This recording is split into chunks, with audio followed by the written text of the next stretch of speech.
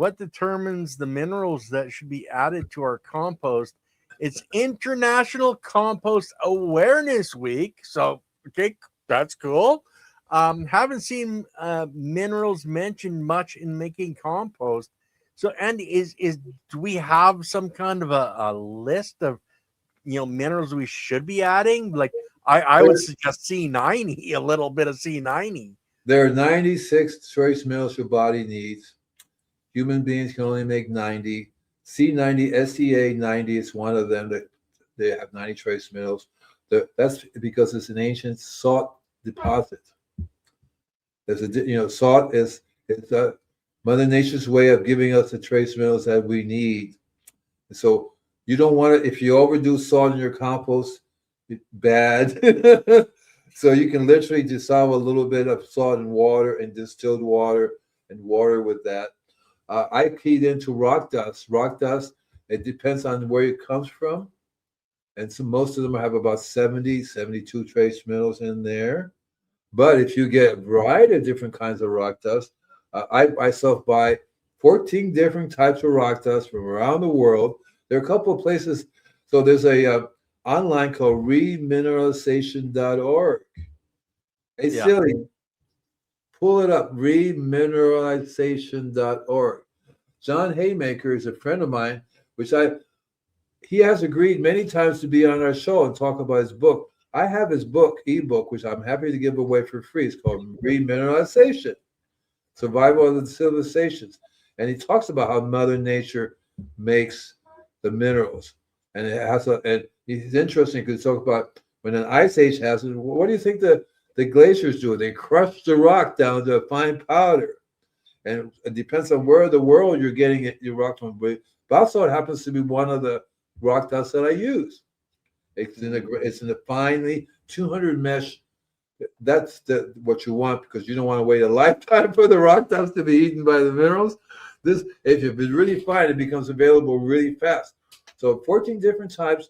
And if you go online, it gives you sources, what country you're in, or what's in the United States or Canada, of what's being sold. Because this rock dust is one of the best ways. That's the way Mother Nature does it. And it's very interesting because rock dust is the way Mother Nature does it. And it also works with the frequencies. Mm-hmm. So one of the ways, I call it an energy recycler. I make little vials made of all these different rock dust. You can literally put it in your room and you'll see the difference. You can put it out in your garden. So if you give it to your soil, put it in your, again, you have to do, it's called trace minerals. Don't be a moron, right? Exactly. Like you can get a 50-pound bag and that might last you as a farmer for the rest of your life because it's one micron.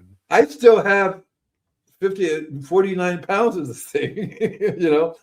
I was just looking at all these guys because I'm going, gee, look at all the different rock dust here. And I use a tiny little bit amount. Like in my 100 gallons of water, I would do maybe half a cup, if that, and dissolve it. What I like to do, have it pre-digested. I run it through my worm juice. And I feed, look, if I feed my worms too much rock dust, they die. Yeah. Out of balance. People call me up. He says, you said rock dust, I gave it to the worms and they died. Well, lady, you're giving too much rock dust. It's a trace mineral. If trace mineral becomes toxic if you have too much. If we have too much trace mineral in our body, we become toxic. You can't eat too much salt, for example. So it's very important when you make your compost that you imitate Mother Nature. What does Mother Nature use? She has a blend of all these different animals everywhere. I mean, she doesn't just say, okay, horses are good for compost, or cows, and that's it. That's all you have to do. No, it's like horses, sheep, you named it, llama, you named the animal, dinosaurs. It's squirrels, gophers, ants, birds. That's exactly right. And they all have different trace minerals because their biome is very different. And that's why, what Lily says, that's why it's called trace minerals. It's not maximum minerals. It's not super minerals. It's trace. And trace, one of the things I like about biodynamic is trace mineral. 1/1 millionth of a part. 1/1 millionth. That's what they do. And when they do a biodynamic preparation, you're going to see it's like one. I tell people, the most powerful thing on the planet, an atom. Right? It's an atom. They make an atomic bomb from an atom.